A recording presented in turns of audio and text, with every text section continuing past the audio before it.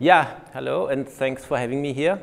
Martin Balluch is my name. I'm from Austria, and I have been involved in civil society campaigning in Austria for a very long time. As far as I remember, it's so long ago that I can't even. Something like 1978, 1979, I joined my first demo. It was a funny time in the 70s, you know. It was just this mood of now we're doing democracy, now we are going to do it, the population, the people on the streets. You could just come out of school and then you say, where is the next demo that I can join? So it was a fun day. In the 80s, I started studying and got involved in politics of the school, of the university, and student politics, which was also criticizing society. And we also set up this alternative university, so it was quite a high time. And during that time, I do it like that, exactly, there were a number of actions that happened in Austria that I could join. But since I started studying in 1982, that was a very interesting topic for me that I got very deeply involved in. I was very interested in environmentalism. I loved animals, as you could say. My parents had sort of brought me up in respecting animals. I remember this situation of an sort of animal liberation of my mother. I was just maybe 4 years old or so, and we went to a lake, and there were two young boys, and they caught crabs, and then sweetwater crabs, and then they ripped off their scissors. And my mother got totally irate, and she went there and broke their nets and liberated all those crabs. So I learned, if an animal is in danger, go and liberate them. This is the thing to do. And so I got involved in this environmentalism because it was then the closest to helping animals and to animal rights. Animal rights, this idea, I didn't have them. But then came this situation that nuclear power was banned in Austria, and they wanted to build a huge hydropower station 50 kilometers east of Vienna. They wanted to dam up the Danube and then swamp for 20, 30 kilometers the Danube and the whole forest, a primeval, untouched ecological system. They wanted to swamp that all, drown all the animals in there and produce hydropower. And we as students, we were already used to demoing, we were already used to standing up to authorities, and we said, no, we're not going to have that. So we organized a bus shuttle and brought people there. We did a demo. It was, I think, November 1984. And there and then, about 100 of us, we decided to go into that forest and just stop the loggers when the loggers are coming. They wanted to cut quite a bit of forest, then build a dam, and then start swamping the whole rest. So we built a camp in the forest. People heard that. We started this shuttle bus that was bringing people to and fro. And eventually we had 21 camps and 7,000 people there. So the whole primeval forest was sort of covered. And the state reacted by sending the army in, but that was a mistake because they could hit us, yes. They could move us to some extent, yes. But the population didn't take that well. Immediately after this attack by the army, on the next day, there was a spontaneous demo of 40,000 people in the city center of Vienna. And so the government abandoned those plans. And this forest now is a national park. So it was possible to have to stop these plans in the dead track immediately after they were devised and before they were implemented by the population rising up, by people doing something about it. And an interesting aspect was that at the campfires during those occupations, we debated why we are here. And there were some people who said, this is an undemocratic process. Most of the population wants that forest rather than this hydropower station, especially since it was such a precious primeval forest. Another group said, we are there to protect this ecosystem. Another group said, we are there to protect endangered species that might be in this forest. And there was me who said, I'm here for the individual animals. I saw them through the forest, running through the forest, and I wanted to protect them. And as it turned out, there were a number of other people there as well who were actually also interested in those individual animals. And this is where the animal rights movement spawned in Austria and emancipating itself from the environmental issue. In some respects, we have the same goals. In some respects, we have sort of different goals. And for me, this was the goal to protect non-human animals. And I want to briefly tell you a bit about why that is before we go into how we can mold society from bottom up. I live with a dog friend. I call him dog friend to avoid saying it's my dog, as if it's my property. It's not my property, it's my friend. We live together since 10 years, and it's not just that he's in the courtyard and my guard. He sleeps with me in the same bed. He spends with me every second of his life. The last 10 years we have been together all the time. Especially we do love walking in the mountains. I will show you some pictures of that. But what I realize when I live with him, and when I walk with him, and when I am together with him, that he is not considered a person in this society. He is considered a thing. A friend of mine had her dog stabbed by a hunter who just disapproved of the dog running around. He had this mouse thing, but he still stabbed them. And that was considered damage to property of the value of €100. For her, the world broke down. That was a family member, that was a friend. And for me, that would be so as well. He's not a thing worth €100. If I walk with him on the streets and there's a zebra crossing, and I go, the cars have to stop, I'm a person. If he has a bit distraction, smelling something, and follows 5 meters behind me, he has no right of way. The cars can drive him over. He's not a person. He's a thing. Like if I was putting a chair on the zebra crossing. If he's driven over, then it's my responsibility and it's damage to property, but he has no right of way. He's not a person. He's just an underling in this society. He's not considered worth something by himself.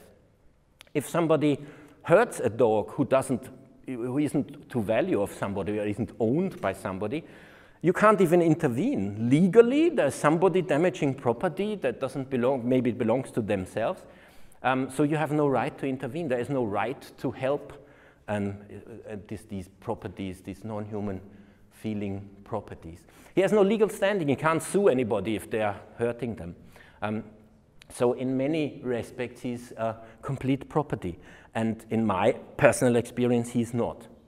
When it comes to the laws protecting animals, you see that in many aspects. So especially here, this is the EU directive on vivisection, which is valid for the whole of EU. And there it says, painless death of animals is morally irrelevant. It's the least kind of damage you can do to an animal.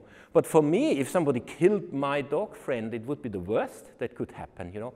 Here it says, in this directive, it says putting a needle prick, also pricking someone with a needle, is worse than painless death because it's a bit of pain. This is a strange kind of utilitarianism for animals where you just weigh up and suffering counts only as it's on itself, but the death doesn't count at all.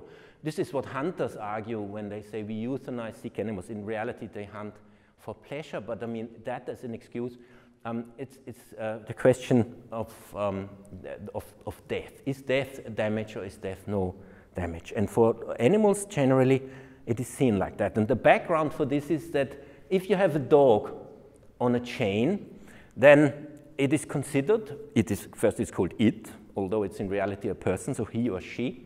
He or she is considered to be only restricted in movement. So if the dog moves and then is stopped by the lead, by the chain, then this is sort of restricting movement. But people do not consider, society doesn't consider this dog to be restricted in freedom per se.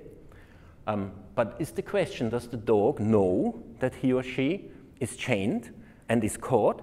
Or is it just that he happens not to reach far enough in his movement because the chain restricts him? And I can say from the experience with my dog friend, definitely he knows when he is chained per se. This is where we live, quite close to this place. Here he is. And we're walking as often as we can, as much as we can.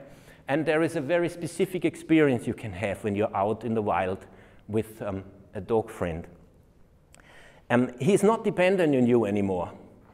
In the city, he has to ask me, can I go to the toilet? And I say, okay. Or no, I haven't got time now. When he wants food, he has to ask me.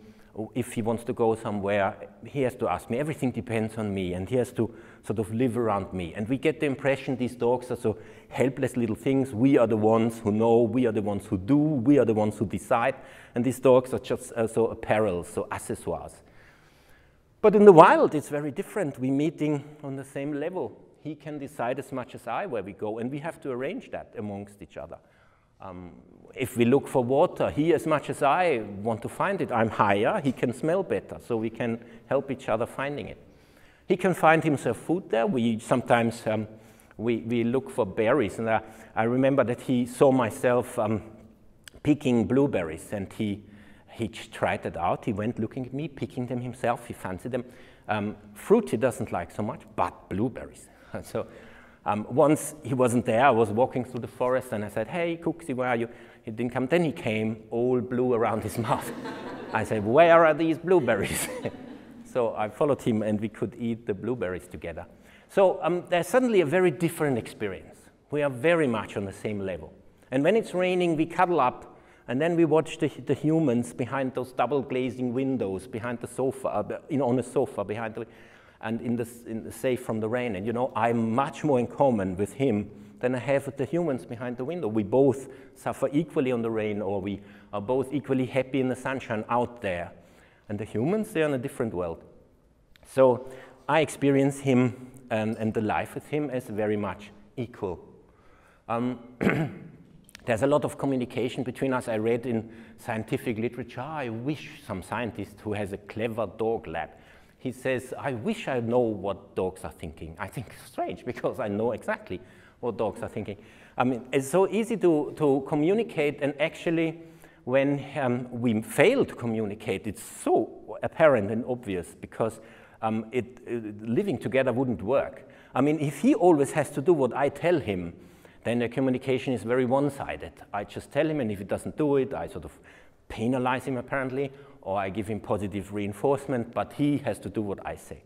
But if we live on a communal and an equal footing, then I have to understand what he wants, and then suddenly I have sort of to listen to him, and then I find very quickly it's a two-way communication. I could tell you so many examples of us living together. I can, for example, say to him, can you lead the way today's walk, because I just want to follow you and not decide.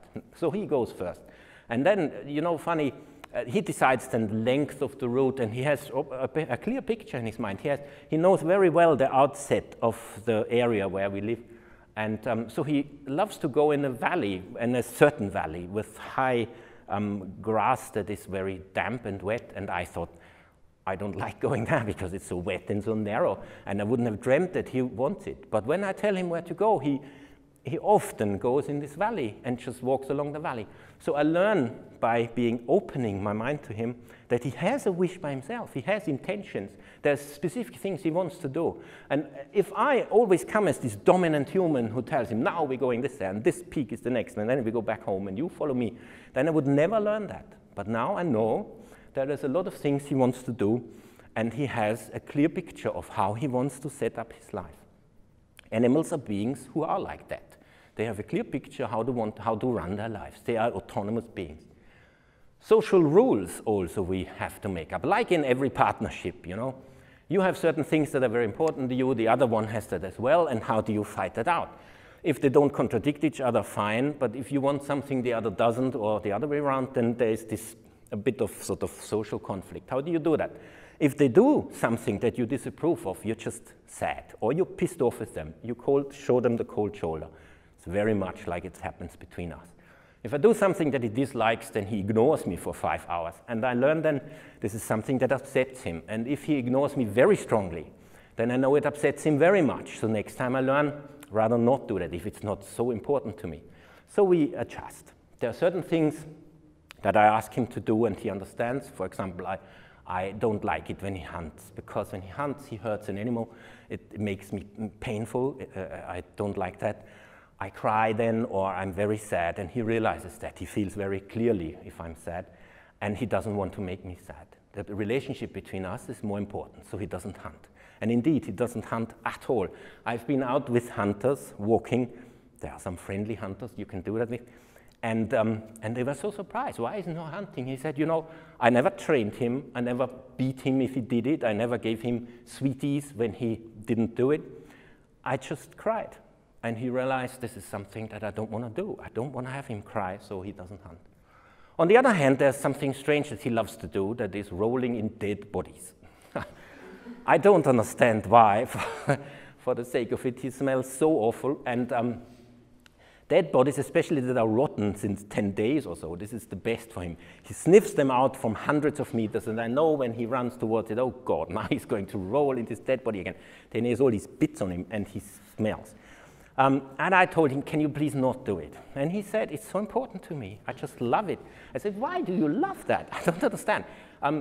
You know, then me as an abstract thinking sort of person said, maybe evolution tells him to do it. Maybe he covers up his smell so that he can be as a carnivore chasing somebody. No, he smells so badly from so far away. Every animal would know there's this weirdo coming who always rolls in dead bodies. No. So whatever it is, he loves rolling in dead bodies. So he loves it so much that I have to accept it. He rolls in dead bodies. There's only the one thing where I try to stop him, and this is when he's going in my bed. And I say, please, if you have rolled in a dead body, before you go in the bed, let's go in the shower. And he does it. He prefers going in the shower than not rolling in dead bodies. So he actually happily goes with me in the shower, and I wash him a bit, and then everything's fine.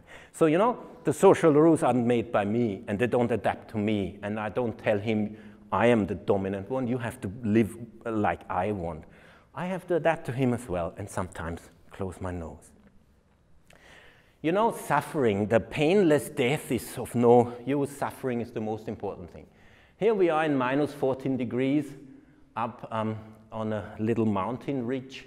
I climbed a bit on an icy path, and he is lying there. He doesn't look very comfortable. Is he happy when he does that? A scientist would tell me, oh, I measure his blood levels of adrenaline, and I find he's so stressed. This is animal abuse. You know, we are out there, and he's so self-assured and autonomous that if he wouldn't want to do it, he would just go down in the forest or wherever to our car or go home and stay there. But he likes being there, because when we walk there, and be it in a whiteout, in a snowstorm, or be it camping for a few days in the snow, he loves it so much that when we come back to the car, he doesn't want to get in. He stays away, and I say, come, we have to go, I have to work, you know. Wow, he goes even further away. So I say, then I sit down with him and talk with him and say, you know, I have to go. What shall we do? I mean, if I have at all a chance, then I would stay a bit longer. But if it doesn't work, then I say, okay, I'm grabbing you now and carrying you in the car. And then he goes all limp, passive resistance. He has learned that on the activism camps. He just resists completely. And then I drag him in there. And you know, he does it for the same reason like I do, passive resistance. When the army drives me out of the wood, I'm not hitting them. And firstly, obviously, because I don't want to hit myself, but I don't hit them because I don't want a political conflict to escalate to violence and hatred. I want it to stay in a way that there is compromise possible. I want to respect my political opponent. And in our relationship, he shows his respect by not biting me, but being passively resistant. So he clearly deposits his protest, but we don't hate each other, we love each other still. A number of points where we also adjust to each other. This is play. I saw some strange video where they say, you know, this is play. Always when I snip with my fingers, it jumps up on the piano, and when I snip here, then he runs around there. And it looks like circus tricks, and it is circus tricks, and it is dressage. And I know what play is. A play is if he determines the rules as much as I do. He's bringing me the stick, and then we pull on the stick, and if I always win, then he would say, fuck that, I don't want it. Game is if I win and you win and you win and I win, and there's an equal kind of game. So yeah, it has to be equal. And if you are, for example, on the phone and there's an intense phone call and he wants to play and I throw his stick on the phone, then he comes to me and barks at me. Stop phoning. If you're playing, you have to be here with your head. So this is all very important to him. Intentions, emotions, why I do something, why I don't. And the rules of play. All this shows to me that this is a autonomous, awake, conscious, and reasoned being. The traffic. I would easily live with him without any lead. He would never need one.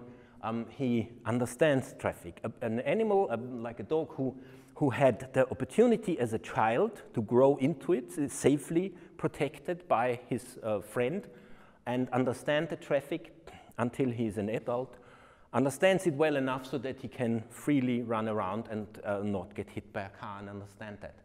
And here is a very interesting point. If I put him on a lead, because a police car is passing, and in Austria you have to put them on a lead, so I put him on a lead when police is coming, and then he becomes a different animal. Suddenly he says, okay, I'm on a lead, responsibility is with this guy.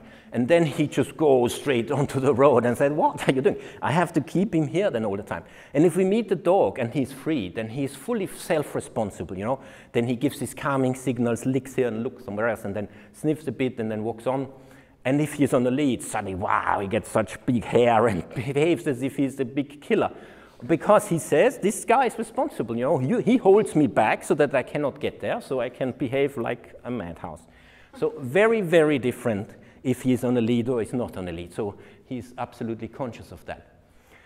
I spoke a lot in our campaign that I will show you briefly on, soon on hunting. The hunters tell me, dogs, you can't ask dogs. You tell dogs what to do, you know. This is the relationship between dominant and subordinate. I'm here on this track here with my bicycle. In here in the back is a buggy where he can get in. And yeah, what do I know if he wants to be on a buggy or run beside the bicycle? So I stop and ask him, and this is how he looks like. He looks very interested at me and tries to understand what I'm asking. Guxi, do you want to go in the buggy? This is words that I use, and hands that I use, and emotions that I use, and from that he understands what I'm saying. So either he goes in the buggy or he doesn't and runs on. I can ask him. I can clearly ask him. And this is not a signal and dressage and positive, negative reinforcement. He understands what I want and he answers. And indeed, he has a will. And for all of that, the highest priority is our relationship that we just get along with. He might have an urge to run after this dog. He might have an urge to roll in the mud and then go in my bed. But he understands that this hurts me, and so he puts the relationship first. And the same is for me. I might want to do this and that, and I understand that would hurt him, so I hold that back deliberately because my relationship to him is more important to me.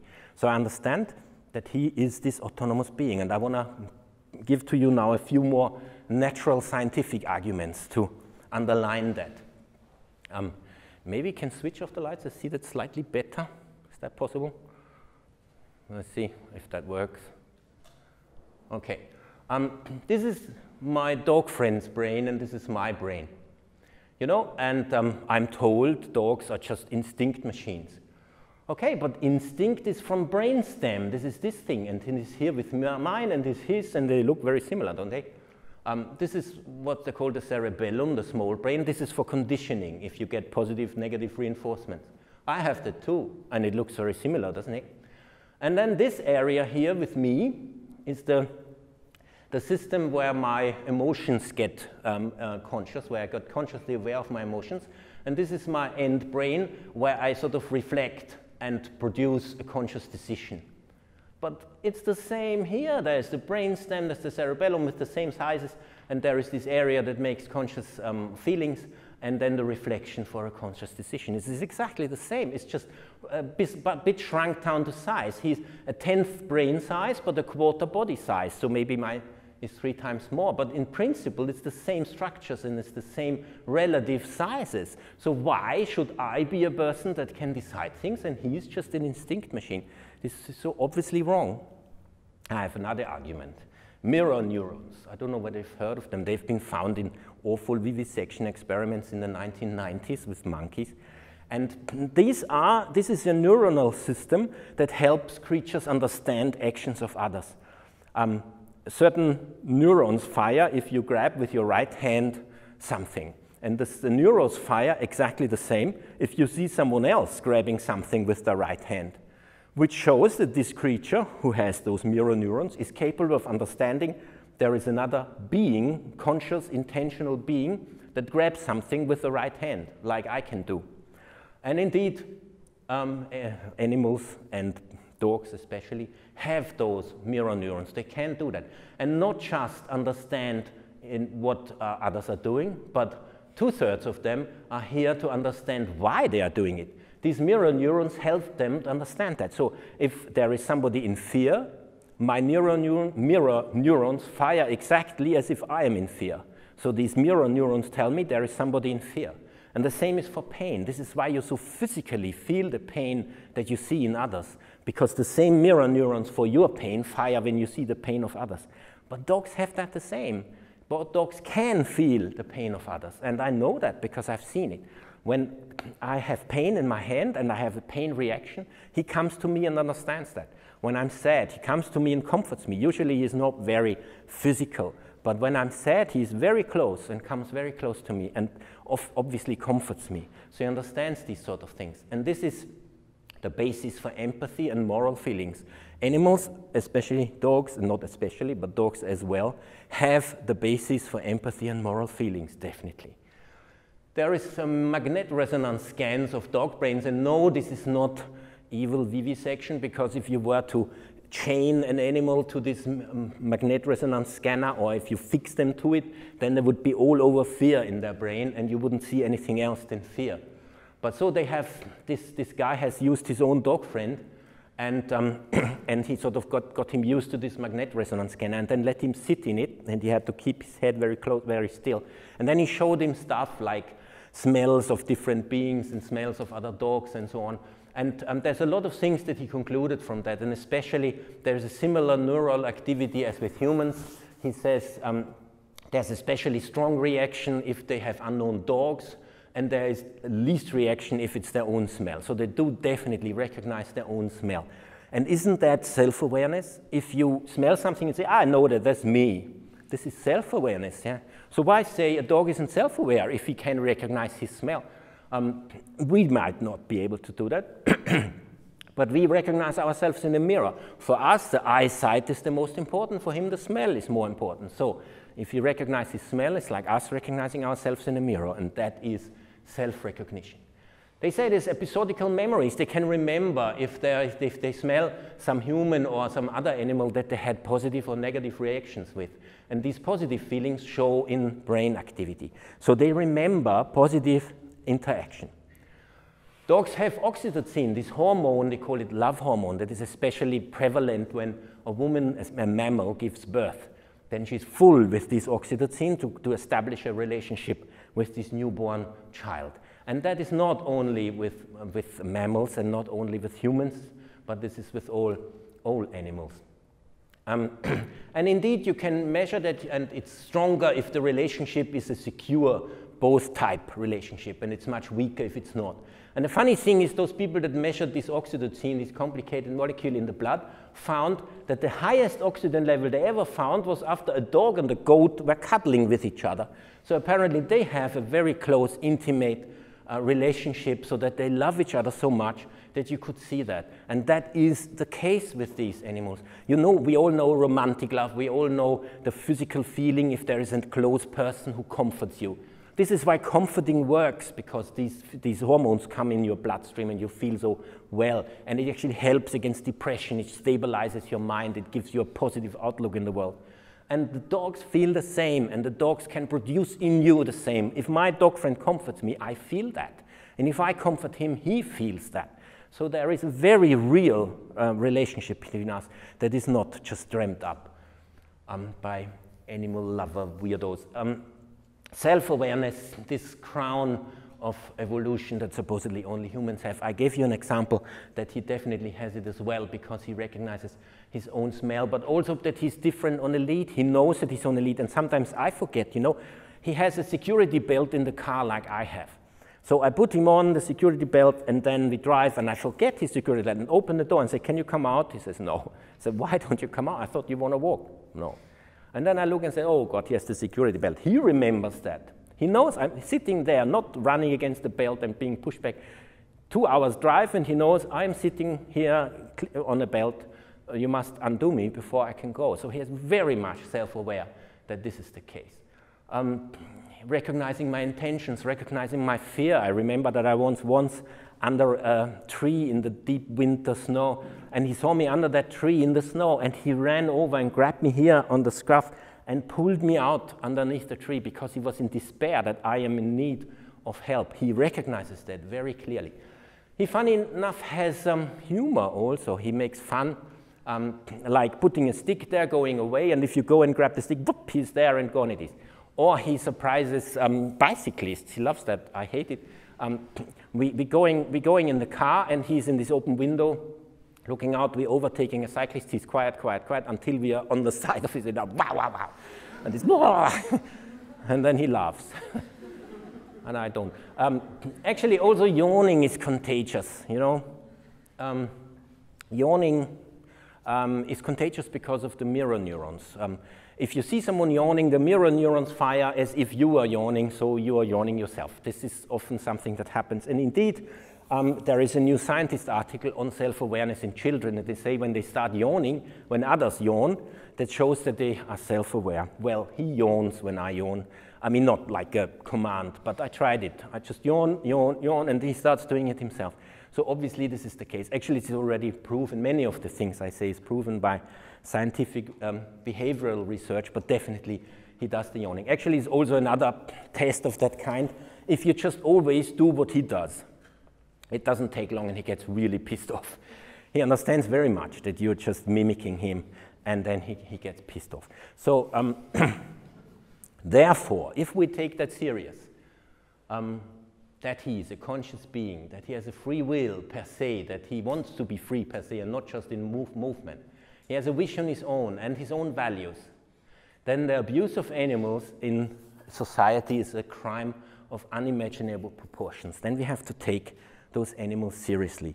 But what do we do to them? We put them in those factory farms, and we industrialized usage of them. There are 1,500 female pigs in there, and they're all in a body-sized cage. And they all are free beings with free will and wishes for their life. And this is a broiler farm for producing chicken meat, and this is another pig factory. This is a crime of unimaginable proportions if you take seriously that every single individual in there is a being that not just feels, but that has also a free will that actually wants to have a life that they can determine themselves, because they're as far from it as can be. I have a few more pictures of that kind for you, but then I come to the question how we can change that. This is one of these farms from inside. You see all these mother pigs, all pregnant, are standing one up beside the other in a crate that is 1.95 meters long and 65 meters wide. They can't do a step, and that in their whole life. And all these beings are actually beings with free will and with a wish to make their life as they wanted to have. This is a turkey farm, all the time floodlight, can't move. For 6 months they're standing in this crowded way. Or these battery farms as they exist here in Latvia and all over Europe, where the chickens are used as egg-laying machines. Or here a view into a live transporter of male dairy calves. This is just the first floor finished. Now they introduce the second floor, and then they will stack it up, and then the third floor and stack that up as well. Then they have 250 of these little calves between 2 weeks and 2 months old on a lorry that goes 70 to 90 hours into the south. This is all a crime. How can we change it? The animal rights movement is an example of change from bottom up. We can do outreach, and this is obviously an important thing to do. There is somebody who's handing out leaflets, looks as nice as possible. This is actually a pheasant. It's supposed to be a pheasant in our campaign that I will shortly tell you about. And this is an outreach to get people to read the arguments that I've just told you about Cooksey and sort of change their habits. Or you can film in these pig factories. These blue lines, this is Austria, and there's all the pig factories that we have in Austria, and these are the factories that we filmed in within 2 months and showed those films to the public in order to inform them what's happening in there. Or public viewing. We then show those films on a screen on the street so that people see that. And indeed, people have changed their mind about this. If you ask people now about factory farming, they will say, 80% will say it must be abolished, this must end. But fact is, it doesn't change their behavior. I have here a statistics of meat consumption in Austria from 95, as you see here, to 2015. And this is a kilogram of meat per person per year. And in 1995, somewhere, this organization that I'm now heading, the Association Against Animal Factories, has started with its campaigns. And then in 1999, we founded the Vegan Society, starting with the vegan outreach campaigns. So, and what do we see? There's basically nothing. Now, okay, from here to here, there's a tiny little decrease. But then these movements are approximately the same as is the value or the money that you have to pay for animal feed. Because the amount of animal feed on the international market determines the price of meat. And the price of meat is more important to the consumption of meat than vegan outreach or information to people. So we're facing the fact that if we just reach out to people and try to persuade them, we have almost no change. I mean, this is 20 years, you know, 20 years of my life that I've invested in telling people about these things. And this is the change that I've achieved. If that's real, then I have done something wrong. But there is an understanding of this that makes it a bit more feasible what is happening. This curve is symbolic for from the worst animal abuse, complete ignoring animals' needs, to here complete respect for animals. And society molds this curve in a certain way. You can consider that as the surface of a table where it goes down here to this trough, and humans are bowls like this. And what happens, in fact, is that what the curve shows us, that if it's bowl up here, that means the human enjoys animal torture for fun, like animal fights, like dog fighting, then they are pulled down towards more respect for animals by society. And that is because they are socially, they know that they are doing something that is socially inadequate and that is illegal. So they are shunned by others, or they have to hide their intentions. And this produces like psychological stress that moves them towards being nicer to animals. Here, the trough, this is the place where everybody else is, everybody who goes with the flow. This is factory farming conditions, consuming animal products from the typical mass production, the mass production that everybody else does. And then it goes up again, so it becomes harder again if you consume organic meat or go vegetarian or vegan. And essentially that means that if you decide to go vegetarian, or if you only use animal welfare meat and not factory farmed meat, then it's hard. Not because it's socially inadequate, or sometimes it might be because there is this image of vegetarians or animal-friendly people who are those with sandals who only eat muesli, and they are a bit emotionally weird. So you might want to hide it for that reason, but on the other hand, you have to look and carefully read and always not eat with the others, and this social stress drives you back down here again. So essentially, what we are doing with distributing those leaflets, we are lifting these bowls up here, and then they have to stay there alone, you know, and then we're lifting the next bowl, and in the meantime, this one is falling all the way down back again here. So what I'm concluding from this is just getting people's minds changed is not enough. You can change them, and it's very important to change them as a prerequisite to change society, but it isn't enough. We need to change that structure. And with the help of a majority of people who want a different system, we need to move that trough. Because if we move that trough further here, say to free-range egg production, then everybody will be here automatically. And those who want to have battery farm eggs, they are up here and have to struggle. They have to go somewhere else in another country or wherever to find them and buy them to bring them back here. Nobody does that because nobody's interested in this. So if you move the trough, you change society and you move them all. And this is what I would call the bottom-up system change, that we are not top-down as elected officials and parliamentarians changing the system. We're doing it from bottom up, i.e. from a mass movement, from a conviction of the majority of people demanding it from politics. And that is democracy. Democracy means people rule. the second article in our, no, the first article in our constitution says the population determines what is right. And so this is supposed to be happening, but there is hurdles for that because economy has some undemocratic influence, but in principle it must be possible. So politics want to keep the system, so we have to disrupt the system so that they are willing to come to a new compromise. And this new compromise must be the trough further to the right. And what I want to do with the rest of my talk is show you one example of the last 2 years of such a campaign, to show you all details in and out so that you get a feeling how such a change is possible from bottom up, because we won that campaign. What was the campaign? It was a campaign of hunting enclosures. What a strange concept. 87 hunting enclosures there in Austria. This is an aristocratic spleen. Austria was an empire, and there were these aristocrats who owned a lot of land, and they still do today.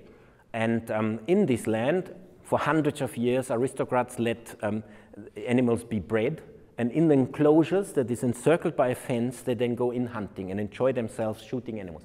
They especially breed animals with big antlers so they can feel like a big man who is killing animals who are really, really dangerous, in reality with a big gun and hiding up on a hunting stand and being enfenced. But anyway, this is the imagination. And and there are still 87 such hunting enclosures, and it's just using animals for fun, for nothing else. Here you see these animals being totally exhausted. Why is that? Because they're not just bred and then put in this forest and then quietly shot. They are bred and put in this enclosure, and then there's dogs chased on them. And there's dogs running around, and there's humans running around. It's the peasant, you know, hitting the trees, screaming. And these animals are scared and running up and down, and you see them for hours, they run around, which is why they're so scared, big eyes and open mouths. And they run up and down, and everywhere there's these aristocrats sitting and shooting at them when they see them. This is so funny, like in a, I don't know, in these games, not in these computer games, you stand there with the gun, bah, the arrows go poof, and then poof. And this is real animals, sentient animals, chased around and being nothing but these puppets in one of these games. This also happens to mufflons. They love those mufflons with the big horns. They don't exist actually there. They're just bred to be hunted. And this is one of these aristocrats. And they usually have a guide sitting beside them. And this guide is, if he's a guest, then he just tells them, shoot there now and shoot there. And if it's a paying guest, sometimes they have a paying guest. You pay a lot of money for that. For such a stag, you pay 16,000 euro. Somebody pay 16,000 euro to shoot an animal. I will never understand that, but anyway. And this guy then sits there and counts the animals. He shot this one, this one, this one, and eventually this person, if he's a paying guest, will get the price list or the receipt that he has to pay. But there's another aspect from breeding for hunting. This is chicks, pheasant chicks, and they come out of breeding machines. And then they are put here in Austria as well as in other countries. And then they grow, and when they are bigger, you have to put masks on their head because they are so closely packed, males that would pack each other, so they get masks, and so they can't do that. And then eventually, for the shoots, they are released. And there's 500,000 of such animals had been released in Austria every year. There's 3 million in Hungary, and there's 40 million in England, where there is this big aristocracy still ruling. This is just the pastime of aristocracy. They love that, shooting bred animals for no other reason than for fun. So, and we were out to get that banned. And how did we start that? The beginning was March 2015. This is the hunting enclosure. This is the old royal hunting enclosure of the emperor. And they still, to this day, in Vienna, organize hunts in November for that. This is not owned by aristocrats. It's now owned by the city because the emperor's land was taken over, but the city still invites the big company managers to do this shooting. So we started demoing outside for many days, and here you see more of those demos, giving leaflets out to everybody. And pretty soon, so after 2 months, the city officials contacted me and said, let's sit on a round table. But one has to say this is Vienna and not aristocrats. Vienna is run by a red-green government, and they are far more open to this. And indeed, we had a working group, and within half a year, we came up with a way to get rid of this hunting enclosure. So that was an easy win. Here is the head hunter of Vienna, the chief of the hunters to the city of Vienna. This is the head of the environmental office of the city of Vienna, and it's me, and we had a press conference where we introduced the world to our solution. Within 3 years, till 2021, this hunting enclosure will be dissolved, the doors will be opened, and we even will use contraception to reduce the number of animals. And that's impressive because the city of Vienna earns about 300,000 euros by selling those shoots to rich CEOs of some companies. And they're willing to not take in these 300,000 euros and instead invest money in contraception in order to become ethical. So that's quite an achievement, but that was sort of the easy win. Essentially, this is what came out of it. Disbanded till 2001, and on the 4th of April 2017, the city of Vienna opened this law that says it is illegal to have hunting in enclosures. God, was that simple, you know, 10 demos, now 2 months demos, but almost every day. Very friendly, quiet demos, and they were willing to listen. But this is just Vienna, as I say. As next step, we tried to find out where is all that actually happening. So we went to breeders secretly. We went there as customers who wanted to see those lovely pheasants before we buy a few thousand and shoot them. So we were guided around in these breeding units. And here you see the eggs of the pheasants. Here's the breeder flat, and this is the chicks that grow there. And here you see they cut the peaks of the chicks so that they wouldn't hack each other. This is very painful for them. This is the biggest Austrian pheasant breeder. Each of them is little enclosures where they breed pheasants, about 70,000 pheasants, this thing alone. And then they get into these boxes, and then they are brought into the hunting areas. And in the hunting areas, there is this fenced-in bit where the pheasants are in, and then the hunting group is coming. And then the farm hands go in, catch 50, 100, 200, sometimes 500 pheasants, put them in boxes, drive out in the hunting field, release them there, and then they can be shot. This is what we found out is happening. The same is happening with ducks, only that they shoot them over a lake.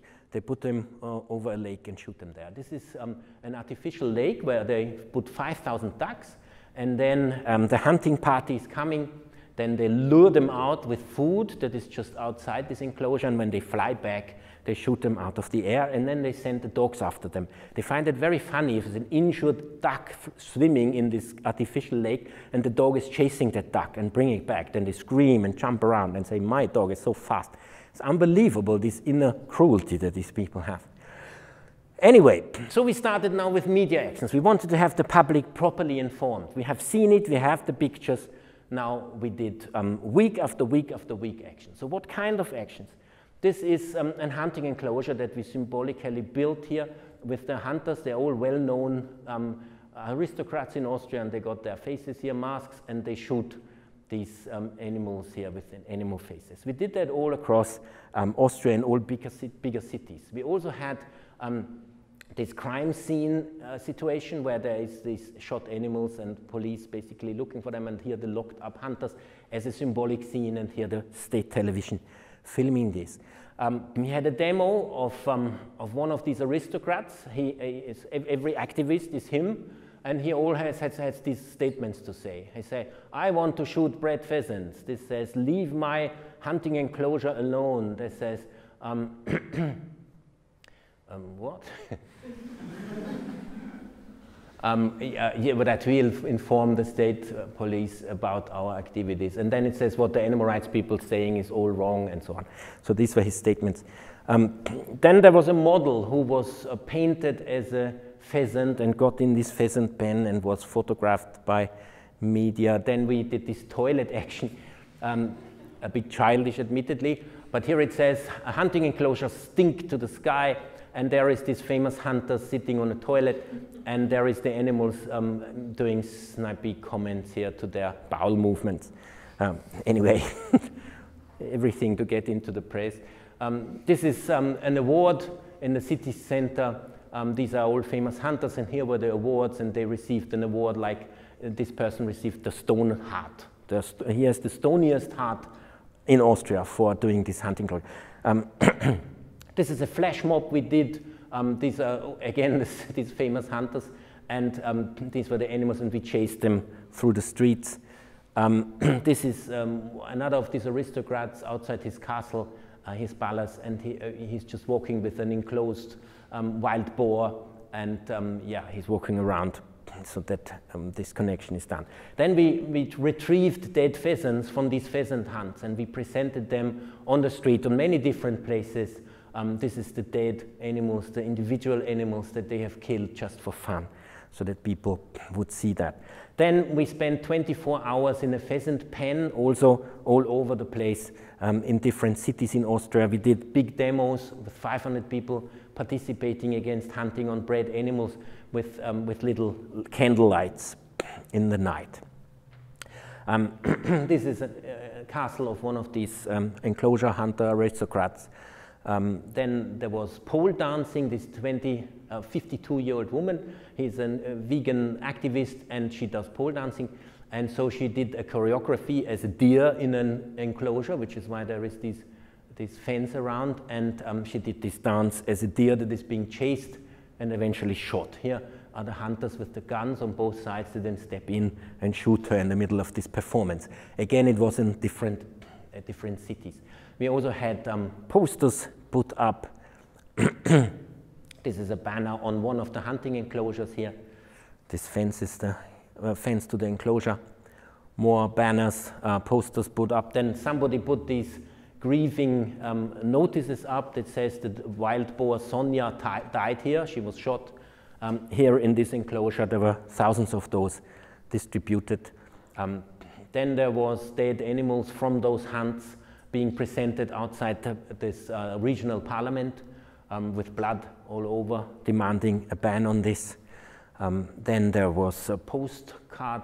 We went around and put 40,000 postcards in different post boxes, which basically said here, please stroke me, don't shoot me, ban hunting enclosures now. Dead so activists being shot outside one of these parliaments, regional parliaments. Then we had a 4-meter-high pheasant who was protesting. Then this is the entrance into Lower Austria, the province with the most hunting enclosures, and it says no to hunting enclosures that we put up.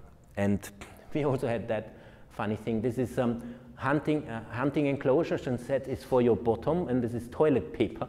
And people went around into the parliament and put the toilet paper in all toilets so that the MPs had to wipe their bottoms with a hunting enclosure symbol. Yes, and we also did that gravestones outside one of the regional parliaments with real dead animals from those hunts that we remembered there. I mean, this is only a tiny overview. We had 100 different kinds of actions all across Austria within 1.5 years, I'd say. Also, in order to support this, we did daily press releases. This is just a selection from of those, but daily a press release. And what can you write every day, 2 years on this? Yeah, I mean, if you do this campaign, like here demos, we did 400 demos, then the hunters come to us and hassle us, and there's some tussle and some problem appearing, and then I write a press release about it, and there is another action, there is these media stunts, and every time I write a press release, and when the hunters react, I write a press release to that. So there is ever more story being created, and what I tell the media is less about the suffering of the animals than about the conflict between humans, and it all escalates to a big social conflict. We also investigated 50 hunting enclosures outside of hunting. Here you see these bred stags in the corner of this enclosure. This is a lorry where they bring wild boar to the enclosure before the hunt. There are 20 wild boar in there that they release then for shooting. This is bred mufflons for the shoot, bred ibex. And you see these animals are so tame, you can go there and stroke their nose. They are just brought up amongst humans, often in stables. And then they are put in this wood, and then the dogs chase them, and they're suddenly scared for their life. And they run around and they are shot at. This is what this hunting is about. So this is how it looks inside this enclosure. So the outside fence is far away, and there's lots of different sub-enclosures where they move animals from there to there. And this is a metal rod where you can open certain doors to move them in here, and they move them there. And here you have these hunting stalls to shoot on them. So you see, this is like the theater, Circus Maximus in the old Rome, where you actually can deal with these animals.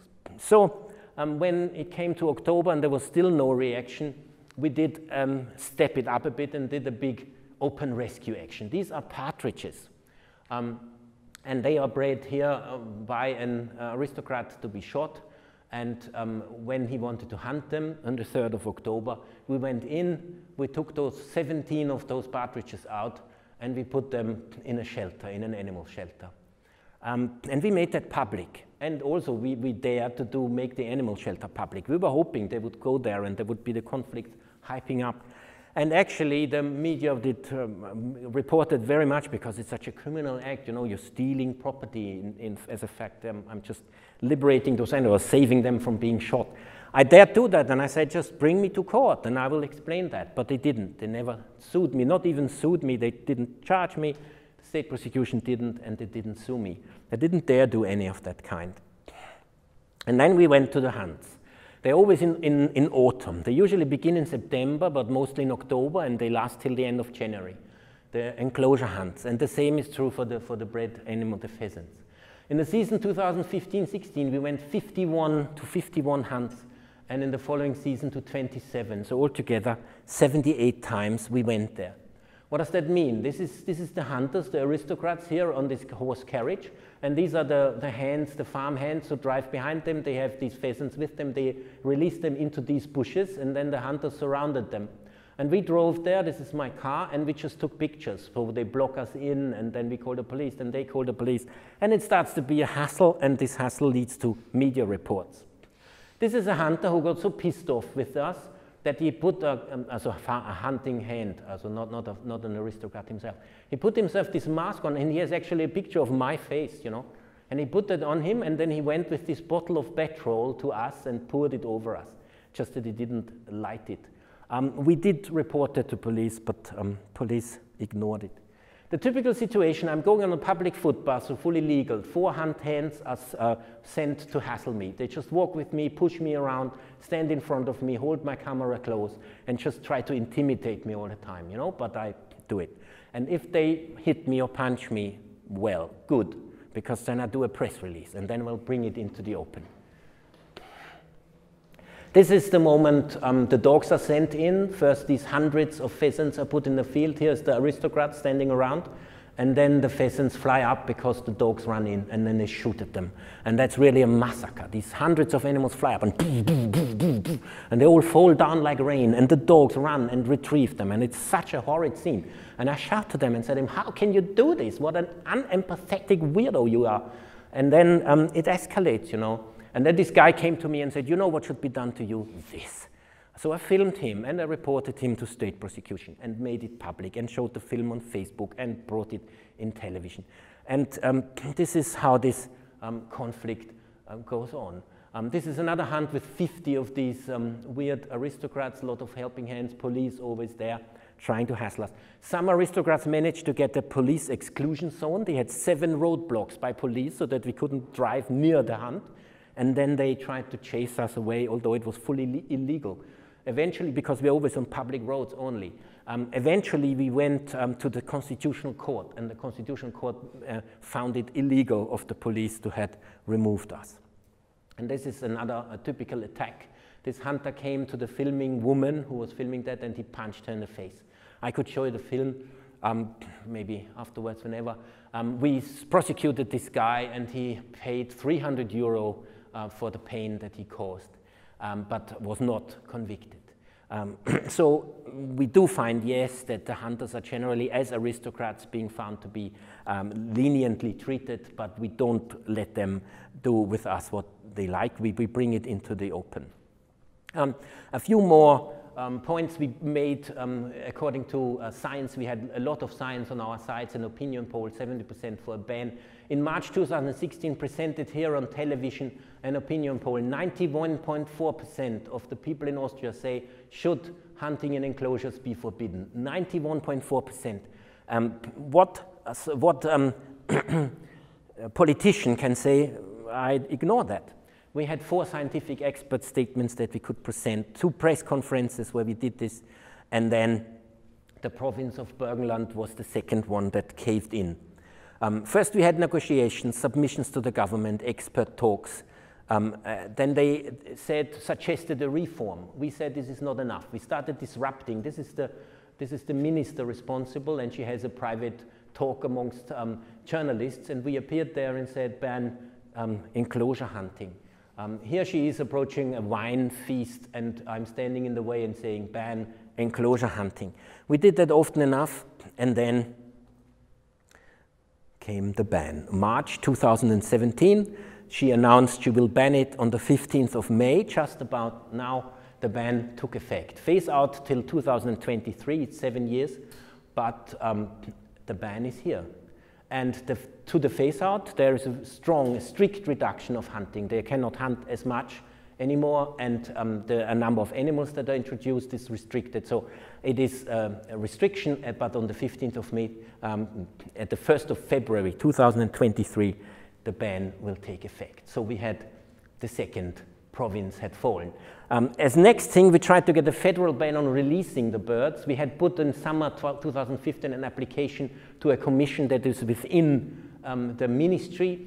On the 15th of March, this commission, there's a working group, put this proposal forward to the commission. The commission unanimously agreed to it, but minister wouldn't have it. Minister has relations to the hunting community. Minister has relations to the high aristocracy. They said they wouldn't do it. In December 2016, I spoke with the minister, and she said, no ban. She said to me, actually, in 30 years you can have a ban. I said, no, I want to have it now. We did 2 big demos, and I have here some pictures. This is big. You know, this is the ministry, and we started here with a big demo, and this was a stable banner outside where we sort of announced our means. This is me here. And then we did a demo march with 500, 600 people who walked from the ministry to the parliament and demanded we want a ban now. This is another demo outside the parliament. Here you see the parliament, goddess of wisdom here, and we sitting here and demanding a ban on this now. And then there was a government meeting. The ministers met and they said no ban.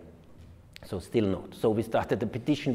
Within no time, we had 30,000 signatures. We did an email shitstorm. We lobbied them. We went there as often as we could. They wouldn't listen to us, so I just banged on the door until on the 30th of March 2017, suddenly they put a proposal in front of the parliament to ban it, and it is already law. On the 25th of April, without a transition period, they put a ban in releasing pheasants, ducks, partridges and hares to be shot. So the build-up led to a ban just a month ago that is immediately in place, and this autumn already all these aristocrats will have to look for something else to do, the poor things. And we will be there in the field, and we will look if they go hunting, and if they go hunting I will be there and I will stop them. But they didn't take it so easily, you know, the hunters, they are very rich people, they are the richest people in the country. So one hunter proposed to collect money to prosecute me. He wrote that in an internal email, but somebody leaked it to me, so I made it public, and he admitted to it publicly. He put 10,000 euros into it and asked others to donate money so that we can then prosecute me all the time. And until they did that, they started one trial after the other, one hunter after the other prosecuted me for different things, for trespass, for injunction, for using their pictures, for invading their privacy, for insulting them, for everything you can think of. There were 25 civil lawsuits against me running at the same time. You know, you're a private person, you haven't got money, and there are 25 trials who just pile up all these dates, and you have to pay a solicitor to defend you in all those cases. But they were all unfounded, you know, 16 I've won already in a row.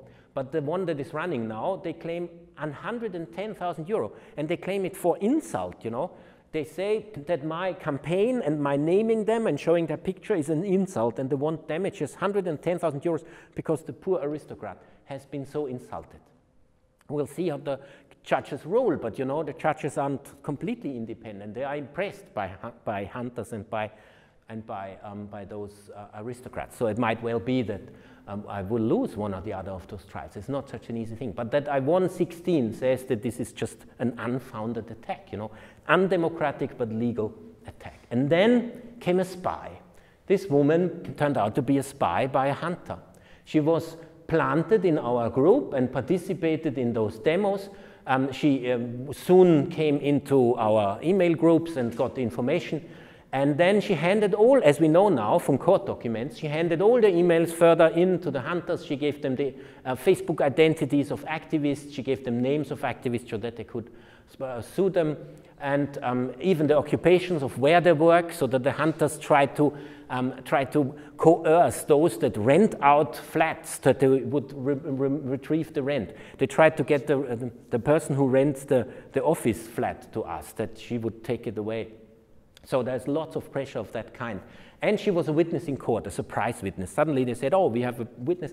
And she claimed she knows me, and she knows that I'm very radical and very evil, and I just hate aristocracy, and I don't care about animal suffering. In reality, I just hate aristocracy. And I'm sort of this communist, sort of evil person who wants to sort of destroy aristocracy. So the judges must save aristocracy from this devil. This is essentially her statement. Here she is again. So this is, they don't, they even use spies on us, you know, to fight as it can possibly be. Okay, and then there were only 2 provinces left that allowed hunting enclosures. One is Salzburg in central Austria. They had 4 hunting enclosures, so rather few. During our campaigns, one after the other closed. They didn't want to have the hassle, so there's just 1 remaining, which is good news. This one closed just a few weeks ago, announced that it will never shoot those deer, those stags again. It opened the fence. We negotiated with the government submissions again of papers, and this is the government building. We did demos, all the time demos. We moved to this place and did demo after demo after demo, naming them, which they didn't like at all, naming the owner of the aristocrat as well as the politician. What happened then was that we did also press conferences. This is an expert on ecology, what ecology is suffering due to these things. We did an appeal to the EU Commission as well. We had a member of European Parliament to support us. The hunters reacted by presenting their own poll, which says 70% disagree with us and 64% want enclosure hunting, find it good. But I mean, this is obviously not representative. If you look at these questions, it's obviously that, firstly, it's only regionally made, and then the question is, VGD does a massive attack on this poor aristocrat. Do you agree with that? No, what will people say? And then they say it's necessary to shoot those animals in the enclosure. Do you think it's okay to do it? I mean, what question is that? Obviously, anyway, but they pay a lot of money, they fight in this way. And now the government told us that they want to buy the last hunting enclosure so that they can close it. And then they promised me a ban by January 2018. I haven't made that public because they said I shouldn't, but I'm very sure. They assured me very much, so this will end. And so there was this very last province of Lower Austria. Again, we did there at the same time consecutively 2 submissions, negotiations, expert talk. These are demos just at the entrance into the government area. And then we made public, there's now all provinces gone. We will do the big climax campaign starting in September 2017. Put warm clothes on, dear politicians. We are about to come. And the government did a press conference on 15th of May. We will going to ban these hunting enclosures. And it will happen before summer 2017. And it will be a 12-year phase out till the 1st January 2029. But it is a ban nevertheless, and this province alone has 74 hunting enclosures and lots of aristocrats in there. And the guy who did the press conference is a hunter himself. You know, you can imagine how big the pressure must have been on him that he actually does, that they are afraid of us, that they will come in September and will disrupt their peaceful life so that they might not be re-elected. So as a result, 2 years running of campaign, we have a ban of enclosure hunting in every province. The existing hunting enclosures must disband in Vienna 221, Burgenland 223, and the two others, Salzburg and Lower Austria 229. We have a federal ban on releasing bred animals for hunting. Yeah, we will ask if the law is executed. There are still 8 civil law trials against me, but never mind, I don't care.